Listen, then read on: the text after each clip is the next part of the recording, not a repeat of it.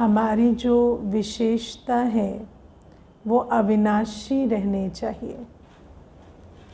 हमारी विशेषता क्या है कि हम स्व को जानने वाले, बाबा को पहचानने वाले, श्रीमत पर चलने वाले, पवित्र बनने वाले ब्राह्मण हैं। दुनिया में ऐसा और कोई नहीं है जो गृहस्थ व्यवहार में रहते पवित्र रहकर सत्युगी राज्य भाग्य का अधिकारी बनता हो।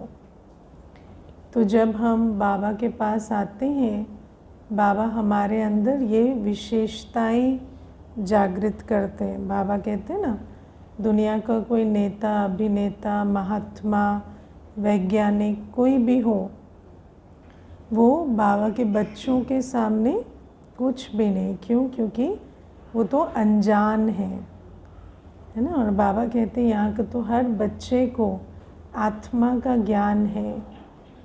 कोई कहेगा हम भगवान को ढूंढ रहे हैं, हम कहेंगे हमने तो बाबा को पा लिया, है ना। व्यक्ति कहेगा आग कपूस इकट्ठे रहे और आग ना लगे, इम्पॉसिबल है। लेकिन बाबा के बच्चे कहेंगे पवित्रता तो सहज है, क्योंकि पवित्रता तो हमारा स्वधर्म है। तो पहले हम अपने को चेक करें कि सचमुच हमारे अंदर ये विशेषताएं हैं, है ना। हमें पवित्रता कठिन तो नहीं लगती, हमें पवित्रता सहज लगती है, क्योंकि वो तो स्वधर्म है। और बाबा कहते हैं बाबा को पाना, दुनिया में भगवान को ढूंढने के लिए इतना भटकते हैं, इतनी मेहनत करते हैं, तपस्या करते हैं, घर बार तक छोड़ देते हैं, तो कोई तो सुख होगा ना, परमात्मा प्राप्ति का सुख, जिसके पीछे इतना भागते हैं। तो हमें वो बाबा मिल गया, तो क्या हम उस अतीन्द्रिय सुख के अनुभव में रहते हैं, है ना। या सिर्फ मुख से कहते हैं बाबा मिल गया, लेकिन बाबा मिला तो दूसरों में और हम में कोई अंतर ही नहीं नज़र आता, है ना। तो सुख का सागर, स्नेह का सागर, ज्ञान का सागर सर्वशक्तिवान मिला तो हमारे अंदर नज़र आता है कि ये तो सदा सुख स्वरूप, सदा ज्ञान स्वरूप, स्नेह स्वरूप और शक्तिशाली स्वरूप रहते हैं। तो बाबा कहते हैं कि दुनिया में मनुष्य जिस प्राप्ति के लिए भागते हैं, उस प्राप्ति का हम स्वरूप होकर रहते हैं। या सिर्फ ऐसे कहेंगे कि वो कहेंगे हम ढूंढ रहे हैं, हम कहेंगे हम पा लें, लेकिन अवस्था दोनों की सेम है। तो आपने पा के क्या कर लिया, है ना। उसको तो वो तो कम से कम ढूंढने के लिए मेहनत तो कर रहा है। और यहाँ क्या है, आलस्य अलबेलेपन के जीवन है, तो थोड़ी कहेंगे कि बाबा को पा लिया। तो बाबा को पा लिया तो वो संतुष्टता, वो तृप्ति, वो अंदर भरपूरता का अनुभव कहाँ है ना। तो बाबा कहते ये भी हमें विचार करना है। अभी भी इच्छाएं, तृष्णाएं जाग रही हैं, तो पाना था सो पा लिया कहाँ हुआ, है ना। दुनिया में सब अनजान है, किसी को नहीं पता मैं कौन हूँ, लेकिन मुझे पता है मैं आत्मा हूँ। और कौन सी आत्मा हूँ? मैं अपने पूरे 84 जन्मों को जानती हूँ, अपने आदि मध्य अंत को जानने वाली आत्मा हूँ। तो क्या मैं आत्मा अपनी शक्तिशाली आत्मिक स्थिति में स्थित रहती हूँ? जो आत्मा जिसको अपना ज्ञान हो गया, वो कभी भयभीत होगा? वो तो अविनाशी है, वो तो निर्भय होगा, अचल अडोल होगा। तो बाबा कहते हैं ये जो हमारी विशेषता है, आत्मा को जानने से क्या होता है, परमात्मा मिल जाए तो कैसा आत्मा का व्यक्तित्व बदल जाता है। या गृहस्थ व्यवहार में रहते जो बच्चे पवित्र रहते हैं, उनके लिए तो कुछ भी मुश्किल नहीं, पवित्रता तो एक स्वधर्म की तरह है। तो बाबा कहते हैं इस ऐसी धारणा स्वरूप हम नज़र आए, वो भी अविनाशी। ऐसे नहीं आज बाबा मिला तो खुशी नशा बहुत है और 5 साल के बाद देखो तो खुशी नशा बिल्कुल डिप हो गया, है ना। आत्मा का ज्ञान जब मिलता है, मुझे याद है अभी एक भाई कोर्स कर रहे थे, तो आत्मा का ज्ञान हम लोग तो क्या रोज़ कोर्स कराते हैं, तो हम तो ऐसे बोलते चले जाते हैं ना, आत्मा की ये क्वालिटी है, ये प्रॉपर्टी है। वो मुझे कहते दीदी थोड़ा ना मुझे एक एक पॉइंट बताओ, मुझे तो ऐसा लग रहा है जैसे ये बात मैंने कभी सुनी ही नहीं है, ये बहुत नई बात है। तो वो बिल्कुल एक एक पॉइंट नोट करते, और मैं विचार कर रही थी कि देखो एक ऐसा भी समय होता है जब हमें आत्मा का ज्ञान सुनने से वंडर लगता है कि सच में मैं आत्मा हूँ और मेरे अंदर इतनी शक्ति है, या ये गुण है, या सेल्फ रियलाइजेशन इतनी बड़ी चीज़ है। लेकिन चलते चलते क्या हो जाता है, हाँ मैं आत्मा हूँ बस ऐसे कहने के लिए हो जाता है। तो बाबा कहते ये भी क्या है कि चलते चलते हमारी जो विशेषता है वो साधारणता में बदल जाते। और मैं हमेशा ऐसा फील करती हूँ कि बाबा के घर में, इस पूरे मार्ग में जो सबसे बड़ी माया जिस प्रकार से आत्मा को अंगूरी लगाती है, वो ये है कि इतनी विशेष बात, इतनी विशेष प्राप्ति साधारण बन जाए और आप उसकी विशेषता को ही फील ना कर पाए। ये माया की बहुत बड़ी चाल है ना। खुशी, नशा, उमंग जो होना चाहिए उस विशेषता के कारण वो साधारण हो जाए, सोचो, है ना। तो बाबा कहते इसीलिए ये जो विशेषता है ये अविनाशी रहे, क्योंकि अविनाशी स्मृति, अविनाशी समर्थी होगी तो अविनाशी प्रारब्ध होगी, है ना। लेकिन बाबा कहते चलते चलते बच्चे जो हैं वो ढीले हो जाते हैं। और ढीले क्यों हो जाते हैं? क्योंकि थोड़े समय के बाद सोचने लगते हैं अब तो आत्मा तो बन गए, बाबा तो मिल गया, अभी कुछ और करते हैं यज्ञ में, है ना। तो नई नई चीज़ें। और बाबा आज खास जो शब्द यूज़ करते हैं समाचार, है ना। दुनिया में भी कहते हैं good news is no news. समाचार कभी अच्छा नहीं होता। समाचार बनाने वाला, समाचार फैलाने वाला, समाचार की सारी जो गति है ना वो ऐसी है कि समाचार दिलचस्प होना चाहिए, जितना झूठ उसमें डाल सके उतना डालना चाहिए ताकि वो दूसरे की बुद्धि को, उसके अटेंशन को खींचे, है ना। तो ऐसा भी हो जाता है कि धीरे धीरे हम दुनिया के समाचार सुनने में जैसे रुचि रखते थे, ऐसे देखो बाबा भी हमें समाचार देता है। लेकिन बाबा कौन सा समाचार देता है? उसको ज्ञान कहते हैं। ज्ञान और समाचार में क्या फ़र्क होता है? ज्ञान शुभ होता है, ज्ञान हमारी वृत्ति, दृष्टि, है ना, कर्मों को शुभ बनाता है, और समाचार हमारी वृत्ति, दृष्टि और कर्मों को अशुभ बनाता है। इसको हमें बहुत अच्छे से समझना होता है। जो भी बात हमारी वृत्ति, दृष्टि और कर्मों को, जो भी इन्फॉर्मेशन, सब कुछ इन्फॉर्मेशन ही है, ज्ञान भी एक इन्फॉर्मेशन है। लेकिन बाबा वो इन्फॉर्मेशन जब हमें देते हैं और जब वो बुद्धि में धारण होती है तो परिवर्तन कैसा होता है? परिवर्तन शुभ परिवर्तन होता है। आपकी स्मृति, वृत्ति, दृष्टि, कर्म सब शुभ होने लगते हैं। तो इसीलिए इसको ज्ञान कहा जाता है। सत्य और असत्य में क्या अंतर होता है? सत्य हमें शुभ बनाता है, सत्य हमें श्रेष्ठ बनाता है। और असत्य किसे कहेंगे? जो बात सुनने में तो बहुत दिलचस्प है ना, कहेंगे ये बात ना सच है ना, सच है कि झूठ, भगवान झूठ ना बुलवाए, भगवान झूठ ना बुलवाए करके दुनिया में करते हैं ना। तो ऐसे ही क्या है कि ब्राह्मण बनने के बाद भी कई बार उन दिलचस्प बातों में, जो बातें किसी के प्रति हमारी दृष्टि, वृत्ति, हमारी कर्म को बिगाड़ रही है, उन बातों में भी हम रुचि रखने लगते हैं। तो हमें ज्ञान और अज्ञान में अंतर समझ में नहीं आता। फिर इसमें जो मुख्य बात है समझने की वो ये होती है कि मेरी पोजीशन क्या है ना। जैसे मानो हम तो गृहस्थ व्यवहार में रहते हैं और हम अपना पुरुषार्थ करते हैं, हम बाबा के पास आए हैं पुरुषार्थ करने के लिए। अभी हम ऐसी कोई जिम्मेवारी नहीं संभालते, है ना, हमारी कोई जिम्मेवारी नहीं है। हाँ, हम सेवा करते हैं, सहयोग देते हैं, लेकिन हम कोई ऐसे जिम्मेवारी नहीं उठाते। तो जब हम जिम्मेवारी नहीं उठाते तो हमें समाचार सुनने से भी फ्री रहना चाहिए।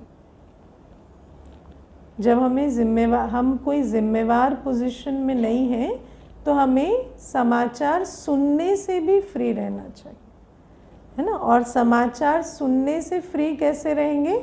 जब आप उन व्हाट्सएप ग्रुप का हिस्सा नहीं बनेंगे जिनमें समाचार पोस्ट होते हैं, है ना। ब्राह्मणों के ऐसे बहुत व्हाट्सएप ग्रुप्स हैं जहाँ पर सिर्फ समाचार की लेन देन होती है ना, और उसके साथ थोड़ा ज्ञान का तड़का होता है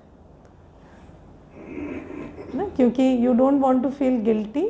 तो एक दो ज्ञान की पॉइंट्स भी पोस्ट होती हैं, मुरली भी पोस्ट हो जाएगी, लेकिन प्राइमरीली वो समाचार के ग्रुप्स होते हैं, है ना। तो ऐसे जगहों से हमें कोई लेना देना नहीं रखना होता है, क्योंकि जब आप द्वार खोल कर रखेंगे तो ज़रूर है कि माया वहाँ से आएगी, है ना। तो बाबा हमें इसीलिए कहते हैं ये जो पहले अपने आप को समझना है कि मेरी पोजीशन क्या है और मेरा लक्ष्य क्या है।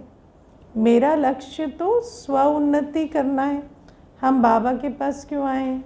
हाँ, हम तो स्व उन्नति करने के लिए आए हैं। स्व उन्नति कैसे होगी? स्वचिंतन से। और स्वचिंतन के लिए सबसे इम्पोर्टेंट क्या है? बुद्धि फ्री होना। बाबा हमें कहते हैं कि तुम देह के धर्मों संबंधों से भी बुद्धि को निकालो, है ना। तो जो लौकिक में बुद्धि फंसी हुई है उससे भी हमें बुद्धि को निकालना है, देह से भी बुद्धि को निकालना है। क्यों निकालना है बुद्धि को? क्योंकि जो बुद्धि बिजी है वो सिग्नल कैसे पकड़ेगी बाबा, है ना। तो बुद्धि को फ्री रखना सबसे इम्पॉर्टेंट है ब्राह्मण जीवन में। और अगर हम बुद्धि को उन बातों में उलझाएं जिन बातों से हमारा कोई लेना देना नहीं है, तो फिर क्या है ना, तो फिर तो हम जैसे अपनी स्व उन्नति को खुद ही लकीर लगा रहे हैं। तो बाबा कहते हैं हमें स्वचिंतन में बिजी रहना है। अब स्वचिंतन के लिए क्या चाहिए? स्वचिंतन के लिए चाहिए डीप चेकिंग। उसके लिए हम मुरली का अध्ययन इस प्रकार से करें कि सिर्फ ज्ञान की पॉइंट नहीं, ये बहुत इम्पॉर्टेंट चीज़ है जो आज बाबा कह रहे हैं। ज्ञान चिंतन और स्वचिंतन में भी कई बार फर्क होता है, क्योंकि हम ज्ञान चिंतन कर रहे हैं, इस पॉइंट की गुह्यता क्या है, ये पॉइंट का अर्थ क्या है ना, या बाबा ने ये बहुत बड़ा रहस्य समझाया, लेकिन अपने अंदर जो सूक्ष्म कमी कमज़ोरी है उसको हम देख नहीं पा रहे ज्ञान प्रकाश में। तो बाबा कहते हैं हमें स्वचिंतन पर अटेंशन देना है कि बाबा ये जो बात कह रहे हैं ये मुझे किस प्रकार से इशारा दे रहे हैं कि मैं अपनी किस कमी कमज़ोरी को पहचानूं और परिवर्तन करूं। तो चेक एंड चेंज, स्वचिंतन और स्व परिवर्तन, हम इसके लिए बाबा के पास आए हैं, है ना। और इन बातों को हमें इस लक्ष्य को हमें रख कर चलना होता है। और बाबा कहते हैं और जब वो लक्ष्य नहीं रहता तो हम फिर ब्राह्मण परिवार के समाचार में भी या दुनिया के समाचार में भी उलझते रहते हैं, है ना। आपने देखा है ना, बहुत सारे दुनिया में लोग हैं आज जो रिटायर हो जाते हैं, कुछ हो जाते हैं, सारे दिन न्यूज़ चैनल लगा के रखते हैं, सारे दिन न्यूज़ चल रहा है ना। तो क्यों? क्योंकि समाचार सुनने में बहुत रुचि आती है। एक समाचार 10 बार भी रिपीट हो रहा है तो उसमें रुचि आ रही है। और रुचि क्यों आ रही है? आज बाबा बहुत अच्छे से समझाते हैं कि कोई समाचार सुनते हैं तो सुनाने वाला भी उसको अलग अलग ढंग से सुना रहा है और सुनने वाला भी उसमें खूब दिमाग लगा रहा है कि हाँ ऐसे हुआ तो ये भी तो हुआ होगा, फिर ऐसे इतनी ही बात थोड़ी होगी, इसके आगे भी तो होगी। तो तो इस प्रकार से वो भी अपना खूब दिमाग लगा के कहानियाँ बना रहा है, तो उन बातों में बहुत उलझ जाते हैं। और सिर्फ ऐसे बाहर के समाचार नहीं, ब्राह्मण परिवार के समाचार में भी बहुत उलझ जाते हैं। अब देखो, सबसे बड़ी बात क्या है, हमें एक चीज़ को समझना है। कोई भी ब्राह्मण है, ब्राह्मण कहाँ से आया है? पुरानी दुनिया से, है ना। हम पुरानी दुनिया से आते हैं। हर एक के अंदर संस्कारों की कुछ न कुछ कमियां होती हैं। अभी मुझे कोई एक बता रहे थे कि उस बहन ने इतनी बड़ी काम कर दिया, ऐसे कर दिया, है ना। तो कोई एक उसका वर्णन कर रहे थे, तो मैंने उनको कहा कि तो क्या बड़ी बात हो गई, ये तो एक क्रोध का एग्जाम्पल है ना। उसने क्रोध कर दिया, इतना ही तो है। तो क्रोध कर दिया तो ऐसा क्या आसमान टूट पड़ा है? क्रोध तो हम करते हुए आए हैं। एक यहाँ पर भी एक बात हो गई, उस समय इतना सेल्फ कंट्रोल नहीं रहा, या नहीं वो उस बात को, लेकिन मैंने उसको कहा कि उन्होंने तो क्रोध कर दिया। अब जिसने उस बहन ने क्रोध किया, किसी ने उसका वीडियो बनाया, ठीक है, और उस वीडियो को लेकर उनको वो धमका रहे हैं, चमका रहे हैं कि आप इस प्रकार से, आपका वीडियो हम वायरल कर देंगे और आप गुस्सा करते हो और आपने ऐसे व्यवहार किया। तो मैंने कहा उसने क्या कर दिया ऐसा? क्रोध ही तो कर दिया। और क्रोध का संस्कार किस में नहीं है? आज पूरे ब्राह्मण परिवार में भी देखें तो पूरे संपूर्ण क्रोध जीत कितने हुए, है ना। कोई, मैं समझती हूँ कोई एक होगा या दो होगा जो संपूर्ण क्रोध जीत हुए। लेकिन आप सोचो कि एक आत्मा जिसका कोई ना कोई स्वार्थ है, वो उस बात को उस प्रकार से मैनिपुलेट कर रहे हैं। लेकिन जब आप उस बात को सुनते हैं तो आपको अपने अंदर ये बात समझनी होती है कि कोई बड़ी बात थोड़ी है। कलयुगी संसार से हम निकल कर आते हैं, इतने संस्कार हैं हमारे अंदर, कोई भूल किसी से हो भी गई तो हमारा काम क्या है? उसको शुभ भावना देकर अभूल बनाना, है ना। देखो, गलतियों को क्षय नहीं दे सकते, लेकिन किसी को रिजेक्ट करना, बदनाम करना तो उसका सल्यूशन नहीं होता है ना। और अगर यही सल्यूशन है ब्राह्मण परिवार में, तो फिर पुरानी दुनिया में और हम में क्या अंतर है ना। हाँ, ये बात अलग है कि कोई गलती करता है तो ठीक है, बाबा का नाम है, खराब नहीं होना चाहिए, तो हम उसका सल्यूशन निकालते हैं। लेकिन क्या ये सल्यूशन है कि आप किसी की गलतियों को पॉइंट आउट करके उसको, है ना, डिफेम करो और उसको ऐसे। अब गलतियाँ किससे नहीं होती, है ना। गलतियाँ कौन नहीं कर रहा है, लेकिन जब गलतियाँ होती हैं तो उन बातों को हमें परिवार में शुभ भावना से ठीक करना होता है। और ऐसे अगर हम एक एक को रिजेक्ट करते जाएं, एक एक की विशेषताओं की कदर ना करें और एक एक आत्मा को इस प्रकार से, है ना, जो धक्के मार के निकालते जाएं, तो बचेगा कौन? कौन बचेगा? सिर्फ धक्के मारने वाला बचेगा, और धक्के मारने वाला तो कोई अच्छा नहीं होगा ना जो सबको धक्के मार रहा है सिर्फ वो बचेगा, तो फिर, है ना, यज्ञ का क्या ही होगा, ब्राह्मण परिवार कैसे चलेगा। तो इसीलिए हमें समझना होता है कि ये जो बातें हैं बहुत साधारण बातें।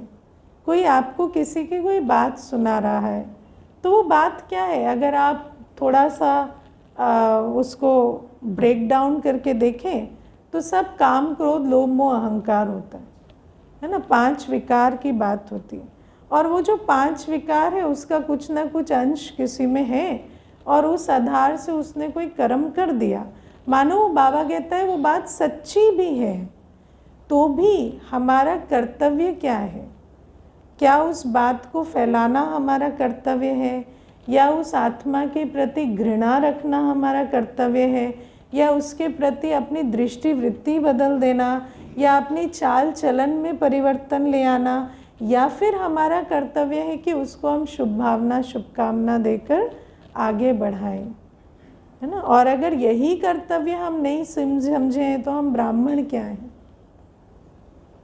तो इन बातों को हमें समझना होता है, क्योंकि कई बार क्या होता है कि कोई आत्मा ऐसी भी होती है जो, देखो, हर जैसे हमारे अंदर पुरानी दुनिया से कमी कमज़ोरियाँ हैं ना, ऐसे हमारे अंदर राइट रॉन्ग का संस्कार पुरानी दुनिया से बहुत पक्का अभी भी काम करता है ना। पुरानी दुनिया से हम ये राइट रॉन्ग का संस्कार लेकर आते हैं, और बाबा हमें हमेशा कहते हैं कि राइट रॉन्ग के संस्कार पर विजय पानी है ना। बाबा कहते हैं राइट रॉन्ग नहीं, आत्मिक दृष्टि। आत्मिक दृष्टि में राइट रॉन्ग नहीं होता। आत्मिक दृष्टि में ये होता है कि इस आत्मा में ये कमज़ोरी है, इसको हमें सहयोग देकर इससे उभारना है, ये होता है। लेकिन जब हम पुरानी दुनिया से आते हैं तो हर ब्राह्मण के अंदर राइट रॉन्ग का संस्कार होता है। और क्या होता है, कभी कभी कोई ऐसा है ना जो स्मार्ट होता है, तो वो उस राइट रॉन्ग के संस्कार का फ़ायदा उठाता है ना। वो आपको इतने चटपटे रूप से सुनाएगा कि आपको लगेगा हाँ ये तो बहुत गलत है ना, गलत व्यक्ति है, गलत ऐसा है। लेकिन गलत तो कुछ है ही नहीं ना, ये एक संस्कार है। और अगर किसी में कोई संस्कार है तो हमारी ड्यूटी तो ये है ना कि हम उसको संस्कार से फ्री होने में मदद करें। लेकिन बाबा कहते कई बार हम परमत में, क्योंकि परमत देने वाला इतना ज़ोर ज़ोर से बोल रहा है कि ये रॉन्ग है, ये रॉन्ग है, कि आपको समझ में ही नहीं आता कि राइट रॉन्ग में पढ़ना तो हमारा कर्तव्य है ही नहीं।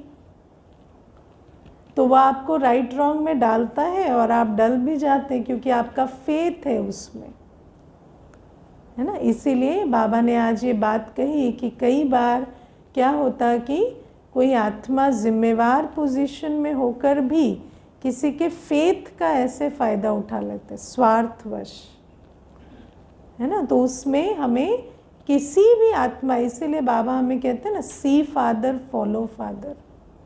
हमें श्रीमत को समझना है, क्योंकि हर आत्मा में कमी कमज़ोरी है।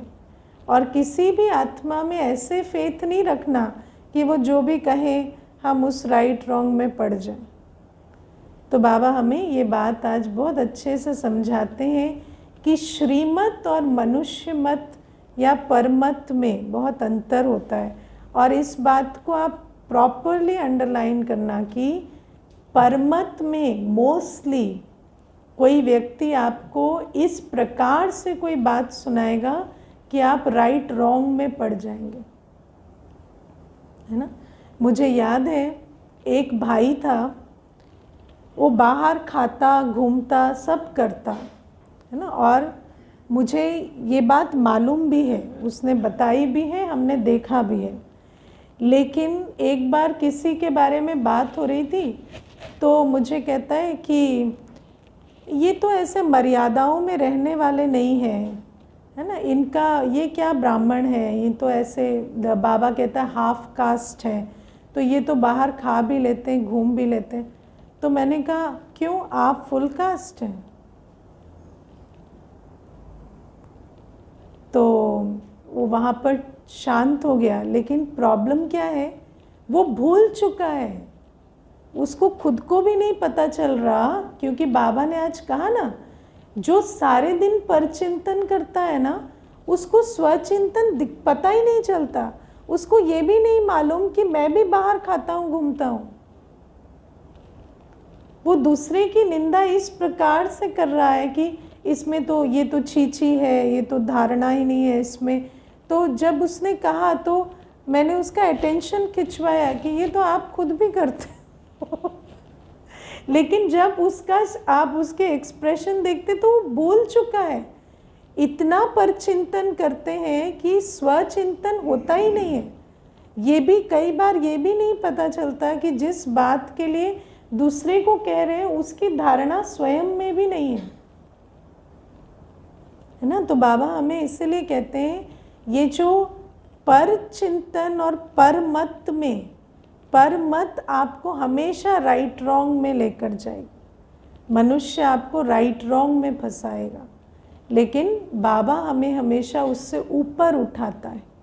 बाबा कहते हैं जो रॉन्ग है उसको राइट बनाओ ना। रॉन्ग को रॉन्ग कहना, राइट को गले लगाना, ये तो सारी दुनिया करती है। आप रॉन्ग को राइट बनाओ ना, इतनी ताकत रखो ना, है ना। किनारा करना, बाबा हमें हर मुरली में कहते हैं कि सहारा देने वाले किनारा नहीं करते। लेकिन कई बार व्यक्ति आपको कहेगा ये तो छी है, इससे किनारा करो, है ना। तो वो क्यों श्रीमत के विरुद्ध कोई बात कह रहा? वो तो श्रीमत नहीं है ना कि आप किसी को कहें ये छी है और किनारा करो। मानो वो छी है तो भी तो आपको उसको सहारा देना है ना, नहीं है तो बात और है, पर अगर है भी तो भी आपको उसको सहारा देना है। तो बाबा ये बातें हमें समझाते हैं। और बाबा हमें कहते हैं दूसरी बात है, ये जो परचिंतन होता है इसकी गति बड़ी फास्ट होती है ना। एक सुनाएगा तो दूसरा उसमें अपनी भी कुछ ना कुछ मिला के, है ना। चाइनीज़ विस्पर का गेम होता है ना, कान में कोई एक कुछ बोलता है तो वो बात बदलती जाती है, और जब फाइनल आती है तो बात कुछ की कुछ हो जाती है ना। मैं एग्जाम्पल नहीं देना चाहती क्योंकि वो फिर वो भी एक परचिंतन को बढ़ाना हो जाएगा, लेकिन ऐसी बहुत बातें ब्राह्मण परिवार में फैली हुई हैं जो एब्सोल्युटली झूठ है। क्योंकि एक सुनता है, वो उसमें कुछ तड़का लगा के फिर उसको आगे बढ़ा देता है, फिर ऐसे चलते चलते वो बात सर्कुलेट होती रहती है। और आज ऐसा हो चुका है कि पुरानी दुनिया में भी वो बातें चलती हैं कि है ना फलाने के 2 बच्चे हैं या ये है या वो है, लेकिन वो जो आत्मा है उसका कोई इन बातों से लेना देना नहीं है। तो ये बातें ऐसी होती हैं, परचिंतन की गति ऐसी फास्ट होती है ना। तो बाबा इसीलिए हमें कहते हैं, और फिर बाबा कहते हैं परचिंतन ऐसा होता है कि उसमें रस इतना आता है कि एक सुनता है तो दूसरे को समाचार सुनाना चाहता है। कहेगा आप विदेश में भी होगा तो बाबा ने आज कहा ना, कहेंगे आप आएंगे तो हम आपको सुनाएंगे, है ना। बहुत सारी बातें हो गई हैं यहाँ पर, तो उसको भी सुनाने के लिए इतनी लालसा होती है। और बाबा आज हमें बहुत अच्छी, देखो इसमें भी ना एक चीज़ हमें समझनी है, जैसे दुनिया में कहते हैं ना जनहित में जारी। तो मनुष्य क्या है, किसी बात को जब किसी को सुनाता है कोई नेगेटिव खबर, तो उसके अंदर सोच क्या चलती है कि मैं इसके लाभ के लिए सुना रहा हूँ, है ना। अज्ञान कहता है कि आप किसी को किसी के बारे में नेगेटिव सुनाकर उसको सावधान कर दो। यही कहता है ना, हर आत्मा की जितनी बुराइयां आपको मालूम है उतना अच्छा है। मुझे एक बार एक भाई बता रहे थे, हम लोग रिक्रूटमेंट करते हैं तो हम सोचते हैं सारी कमी कमज़ोरी पहले मालूम पड़ जाए, इसमें क्या क्या कमी है, इसमें क्या क्या कमज़ोरी है, वो पहले मालूम पड़ जाए तो हम इसको पहले ही रिजेक्ट कर दें, है ना। तो मैंने उनको कहा पर अगर उसमें एक विशेषता है और 10 कमज़ोरी है, और अगर वो एक विशेषता 10 कमज़ोरी पे भारी है तो फिर ऐसे कैंडिडेट को तो आप रिजेक्ट कर देंगे। तो कहते हैं हाँ, लेकिन रिक्रूटमेंट प्रोसेस ऐसा ही है कि वो जो 10 कमज़ोरी है उसको हम देख के पहले रिजेक्ट करते हैं। तो दुनिया में भी क्या होता है कि किसी की कमज़ोरी को बताना समझते ही एक बहुत कल्याण का काम है, लेकिन बाबा हमें कहते हैं शुभ सोचो शुभ बोलो। किसी भी आत्मा को आत्मा का परिचय दो, बाबा का परिचय दो, किसी के गुणों का परिचय दो। किसी की कमी कमज़ोरी बताना कोई शुभ समाचार नहीं है। तो ये जो अंदर एक बिलीफ सिस्टम है ना, प्रोग्रामिंग है कि किसी की कमी कमज़ोरी समझाना माना जनहित करना। कई बार समझते ये हमारी ड्यूटी है कि इनको भी आगाह करें, उनको भी आगाह करें, उसको भी बताएं कि इस व्यक्ति से सावधान रहो, वो ऐसा है वो वैसा है। लेकिन बाबा हमें कहते हैं ये हमारी रिस्पॉन्सिबिलिटी नहीं है। हमें किसी की भी वृत्ति दृष्टि को दूसरे के प्रति शुभ बनाना है। हमें किसी की वृत्ति दृष्टि को किसी के प्रति खराब नहीं करना, वो इन्फॉर्मेशन फैलाना हमारी जिम्मेवारी नहीं है।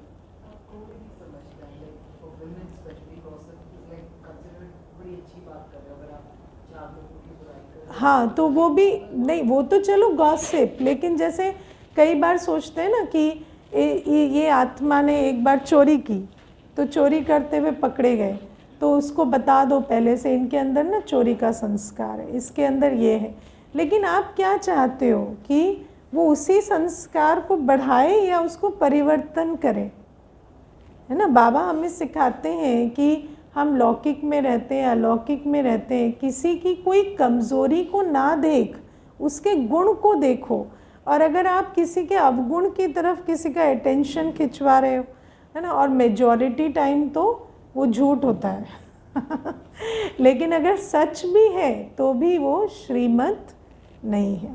तो इन बातों से भी हमें बहुत सावधान रहना है। और बाबा हमें कहते हैं कि ये जो पर चिंतन है, इसमें फिर अपना जो एडिशन है निज का भी, वो भी बहुत चलता है।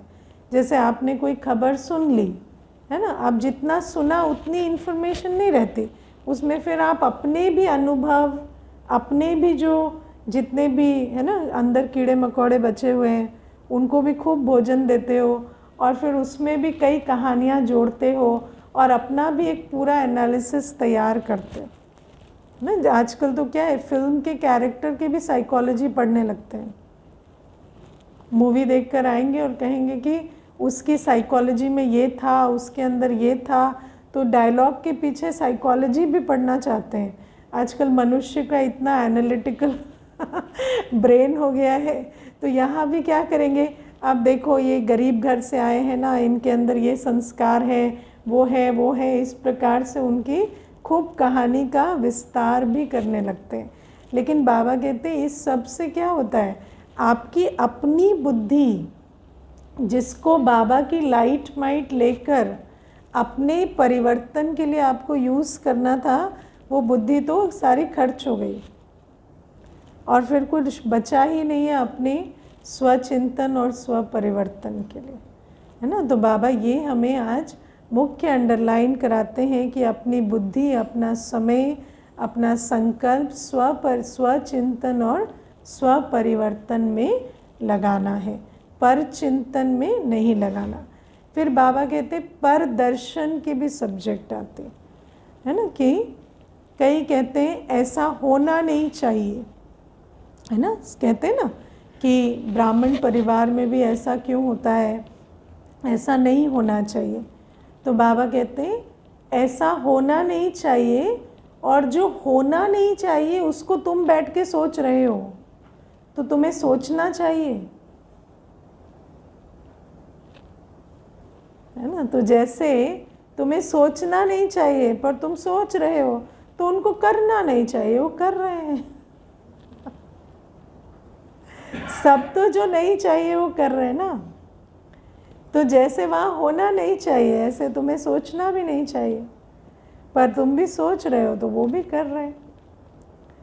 तो बाबा कहते हैं, और ये भी बाबा कहते हैं ये पेपर है, बाबा कहते हैं ये भी ड्रामा की सीन की तरह देखो। तो ड्रामा की हर सीन में यूटिलिटी है ना, ड्रामा की हर सीन का एक पर्पस है। तो बाबा कहते हैं ये भी एक ड्रामा की सीन है कि पर चिंतन, पर दर्शन के वायुमंडल के बीच रहते, अनेक बातों के बीच रहते, आप कैसे अपने आप को परदर्शन, पर चिंतन से फ्री रखेंगे, ये आपकी चैलेंज है। तो आप उस प्रकार से देखो कि ये बातें ना हो तो हम अपनी चेकिंग कैसे करेंगे। तो ये हमारी अपनी चेकिंग के लिए है कि हम कितना प्रदर्शन, पर चिंतन से फ्री रह सकते हैं, है ना। क्योंकि अभी 2 दिन पहले भाई आपको क्लास करा रहे थे, मैं सुन रही थी, सारी चेकिंग परिस्थिति में होती। अगर परिस्थिति ही नहीं है तो चेकिंग क्या है ना। परफेक्ट एनवायरनमेंट में तो सब परफेक्ट होते हैं, परफेक्ट एनवायरनमेंट में कोई इम्परफेक्ट होता है क्या? सब परफेक्ट होता है। तो जब हम संसार से अपने को अलग कर लेते हैं कि ठीक है वो तो कलयुगी है, हम संगम युगी हैं, तो हमें वहाँ की बातों से फ़र्क नहीं पड़ता। हम सोचते हैं अच्छा ये अज्ञानी है, इसको नहीं पता। लेकिन हमारा फिर सारा एसोसिएशन कहाँ हो जाता है? ज्ञानियों के साथ। तो जब ज्ञानियों के द्वारा एक इम्परफेक्ट एनवायरनमेंट नहीं आएगा तो आप समझेंगे कैसे कि आप कितने ज्ञानी हैं? और आप नंबरवार है ना, सेम तो नहीं है, तो आप नंबर आगे कैसे लेंगे? है ना, सब हर कोई प्रॉपरली चलेगा तो आप क्यों राजा बनेंगे? है ना, तो कोई कुछ करेगा, कोई कुछ कहेगा, बातें होंगी, उसमें आप प्रदर्शन पर चिंतन फ्री रहेंगे और फोकस्ड रहेंगे। हाँ, अर्जुन कौन है? जिसको मछली की आंख दिखाई देती। जब आपको अपना लक्ष्य दिखाई देगा ना सारी बातों के बीच कि मुझे तो अपना स्वचिंतन करना है, स्वपरिवर्तन करना है, मुझे इसमें जाना ही नहीं, तो फिर बाबा कहते हैं कि तब तुम पेपर में पास हो। और बाबा कहते हैं मान लो आप जिम्मेवारी की पोजीशन में है ना, जहाँ पर आपको कुछ ना कुछ है ना आपके सामने बातें आएंगी। आप ऐसे नहीं कह सकते, जैसे अभी अगर हम सेंटर संभालते हैं, कोई आकर हमें कोई बात कहता है तो हम ये नहीं कह सकते नहीं आप कहो मत, है ना, क्योंकि किसी को कोई बात कहनी होगी तो कहेगा। तो बाबा कहते जब आप जिम्मेवारी की पोजीशन में हैं तो वहाँ पर आपको क्या करना पड़ता है? वहाँ पर भी ये बात आपकी स्वउन्नति के लिए है, क्योंकि आप वहाँ अपने ब्रेक को टेस्ट करें कि आप सुनते हुए फुल स्टॉप कितना लगा पाते हैं और सामने वाले की भावना को परिवर्तन कितना कर पाते हैं। मानो कोई आपको कोई बात सुनाता है तो आपके जिसके बारे में कुछ सुना रहे हैं उसके लिए आपके संकल्प ना चले, वो फुल स्टॉप लगाना, और सामने वाले की भी आप भावना बदल कर भेज सकें। और ठीक है, उसमें आपको समझ आता है कि इस आत्मा को ये इशारा देना है या ये सहयोग देना है या समय देना है थोड़ा, तो आप देंगे। लेकिन उसमें जो आपके अंदर भावना का परिवर्तन होता है उसको आप फुल स्टॉप लगा सकें और सामने वाली आत्मा को भी अपनी भावना बदलने के लिए प्रेरणा दे सकें। तो ये भी ये आपकी टेस्टिंग है कि आपने कितना पुरुषार्थ किया है ना। और फिर बाबा आज कहते हैं कि सेवा में, बाबा कहते हैं सेवा बहुत अच्छी चीज़ है। बाबा ने कहा है सेवा में बिज़ी रहना चाहिए, लेकिन सेवा में बिज़ी रहना चाहिए, लेकिन सेवा में स्वार्थ या इच्छा नहीं आनी चाहिए, है ना। इच्छा बहुत खतरनाक चीज़ है। मैं आजकल इच्छा पर बहुत मेरा चिंतन चलता है। इच्छा कैसी होती है ना, देखो एक इच्छा उत्पन्न होगी ना तो आपका सारा ग्रैटिट्यूड ख़त्म हो जाता है। एक इच्छा उत्पन्न होती है ना तो आपके अंदर बाबा के लिए शुक्रिया बंद हो जाता है, होती है कि नहीं। एक इच्छा आ जाएगी। देखो मुझे पीछे एक बहन कहती थी कि मैं अपनी जहाँ मेरी पोस्टिंग थी उससे जहाँ मेरा होम टाउन है उससे दूसरी जगह मेरी पोस्टिंग थी, तो कहती कि मेरे को दीदी ऐसे आ गया कि बाबा ने मुझे दूर क्यों रखा है, मुझे इतनी असुविधा होती है, इतनी प्रॉब्लम्स होती हैं, तो मेरे को आया कि मुझे अब अपने होम टाउन लौटना है। तो मुझे कहती मेरा रिश्ता बाबा के साथ ही खराब हो गया, है ना। याद की जगह फरियाद चलने लगी कि बस अब बाबा मेरी तो पोस्टिंग करा दो, बाबा मैंने ऐसा क्या गलत कर दिया, मैंने ऐसा क्या पाप कर दिया, मेरे पुरुषार्थ में ऐसे क्या कमी हो गई। तो कहती बाबा ने मुझे इतना कुछ दिया लेकिन सब कुछ मैं भूल गई, सिर्फ उस एक चीज़ के पीछे हम पड़ गए, है ना। तो ये इच्छा ऐसी चीज़ होती है। इच्छा ना आपको इतना मायोपिक बना देती है, आपको सिर्फ वो एक चीज़ दिखाई देती है जिसकी इच्छा है, बाकी कुछ भी जितना मिला जो हुआ सब कुछ उस समय भूल जाता है। इच्छा ऐसी चीज़, और इच्छा के वश जो संकल्प चलते हैं वो असंतुष्टता के चलते। इच्छा वाला हमेशा उसके संकल्प कैसे चले, मेरे पास कुछ नहीं है। और जब असंतुष्टता के संकल्प चलते हैं ना, तो असंतुष्टता की सृष्टि बनती। संकल्प से सृष्टि बनती। अगर संकल्प ही असंतुष्टता के चलेंगे तो सृष्टि भी असंतुष्टता की ही बनेगी, और आगे आगे ऐसी चीज़ें होती हैं जिसमें और असंतुष्टता आती जाती। लेकिन ये तो कर्म की गुह्य गति है। आज बाबा ने तो सूक्ष्म संकल्पों की गति को कितना अच्छे से समझाया। तो बाबा कहते हैं ऐसे ही सेवा में भी क्या होता है, एक इच्छा आ जाती है ना कि मेरा मान हो, मेरा नाम हो, मेरा ये हो, है ना, तो उसमें फिर क्या होता, जितनी भी बाबा के साथ लगन थी, प्यार था, सब कुछ ख़त्म हो जाता। बस उस एक चीज़ के पीछे, मुझे पूछे, मुझे बिठाए, मुझे उसी एक चीज़ के पीछे पढ़ते पढ़ते पढ़ते फिर वो फीलिंग में आ जाते।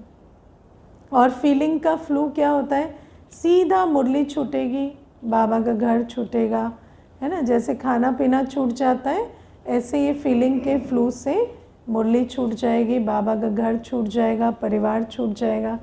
तो बाबा कहते हैं ऐसे फीलिंग के फ्लू में नहीं आना। और बाबा कहते हैं अगर सेवा में चांस नहीं मिला, या आपको किसी ने आगे नहीं रखा, या रिकग्नाइज नहीं किया, या कुछ भी नहीं किया, और आपकी अवस्था ही बिगड़ गई, तो आप तो सेवा के लायक ही नहीं हो ना। अच्छा ही हुआ ना। जिसकी अवस्था इतनी जल्दी बिगड़ जाए उसको सेवा में रख भी दे तो क्या, ईगो ही फीड करने वाली बात है ना। क्योंकि मैं आपको ये प्रैक्टिकल अनुभव से बताती हूँ, ऐसे बहुत सिचुएशंस आती हैं जहाँ पर पता चलता है कि ये आत्मा इस चीज़ के पीछे जैसे इसकी बुद्धि फिर गई है। तो उस समय पर हमें डिसीजन लेना होता है कि दे दे ये चीज़, क्योंकि क्या है, कोई चांस देना भी कोई बड़ी बात थोड़ी है, हमारा क्या चला जाएगा। लेकिन दे भी दे तो किसको दे दें, जो एक छोटी चीज़ के पीछे इतना उसकी अवस्था बिगड़ चुकी है, उसको देकर भी क्या करें, वो तो सर्विसेबल ही नहीं है ना, तो फिर नहीं दी जाती। ऐसे डिसीशंस लेने पड़ते हैं।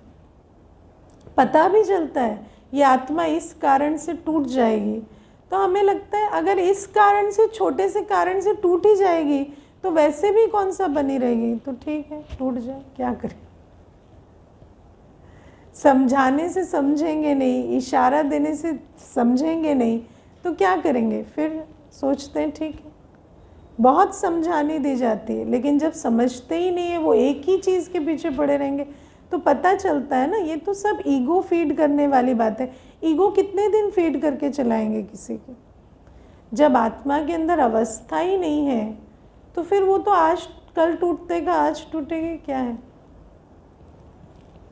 और बाबा कहते हैं और मानो आप सच में लायक हैं, तो ऐसा नहीं हो सकता कि आपको, है ना, देखो ईश्वरीय यज्ञ है।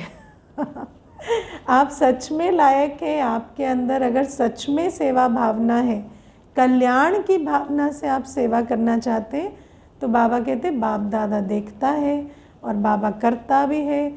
और बाबा कहता है मानो कुछ भी नहीं हुआ संगम युग में, तो भी तुम्हें सतयुग में पद मिल जाएगा।